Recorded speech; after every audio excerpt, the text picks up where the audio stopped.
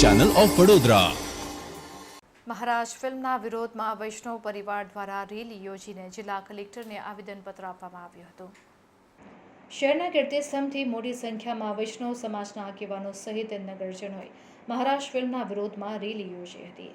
વૈષ્ણવ ધર્મ રક્ષા સમિતિના નેજા હેઠળ મહારાજ ફિલ્મનો વિરોધ દર્શાવવા માટે મહારેલી યોજાઈ હતી, જેમાં ધાર્મિક ખેસ પહેરીને અનેક નાગરિકો જોડાયા હતા।